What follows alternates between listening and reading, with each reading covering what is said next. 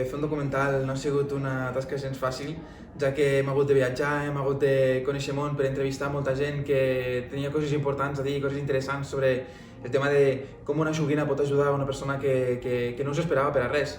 I l'experiència ha sigut inolvidable i la preestrena ha sigut brutal. Molta gent ha sortit plorant i si ve caixen plorant, doncs no és que em senti malament, però sí com que tinc empatia per aquesta gent, perquè és la meva història i que plorin per alguna que he viscut jo doncs em fa recordar més encara els moments passats i tot el que he hagut de passar per poder arribar aquí mateix. Durant el documental sonen dues cançons, una que és la del meu pare, que es diu Oh Lego, que surt als crèdits del documental,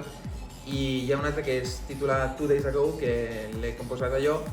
i surt a mesura que avança el documental. I aquestes dues cançons estan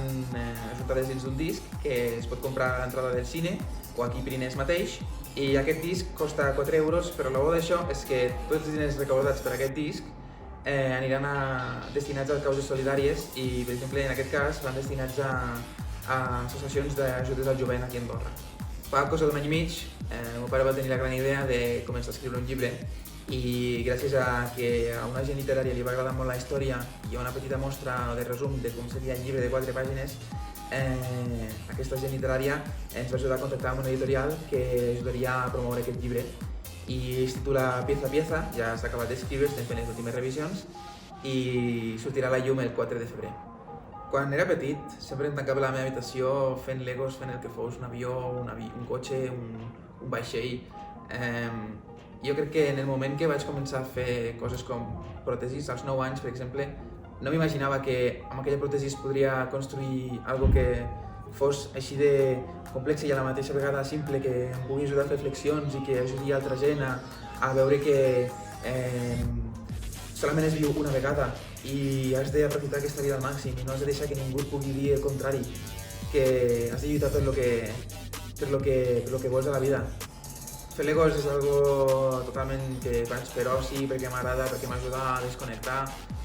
com qui fa música, com qui fa maquetes. Qui soc avui en dia ha sigut gràcies a jugar constantment amb aquestes peces petites que tothom té poder trepitjar, i la veritat és que ha sigut un gir super inesperat, perquè també jo de petit era super introvertit, no m'agradava parlar amb la gent, sempre em tancava amb mi mateix. És més, quan era petit doncs acostumava a amagar la posició del meu braç perquè la gent no em pogués dir res, ni em pogués criticar o opinar directament a primera vista, i ha sigut gràcies a aquesta petita coseta que estic aquí avui en dia fent aquesta petita entrevista amb vosaltres. I la gent ha de veure això, que una petita mancança no ha de suposar el final de la teva il·lusió. A mi de petit mai m'havien dit que no podria... em repetien constantment que no podria anar en bici, que no podria nedar, que no podria escalar, i al documental surt tot el contrari. El que vull fer arribar a pensar a la gent és que la petita espurna és el que necessita una persona per poder sortir a la llum. I fa poc és una anècdota que m'agradaria explicar, perquè em toca de veritat. Ahir mateix el meu pare, arribant a casa després de l'estrena, em va dir que un noi amb autisme a Anglaterra, abans de conèixer la meva història i qui era molt introvertit, però molt introvertit, no explicava res a ningú, sempre estava tancat a mi mateix, mai expressava les seves emocions, i va veure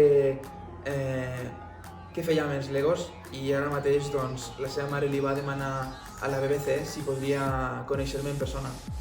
i trobo que és superguai, la veritat. Mai m'ho esperava, i que ell em consideri com un superheroi, doncs això solament vol dir que he de continuar amb el puny ben alt i mirant cap al cel.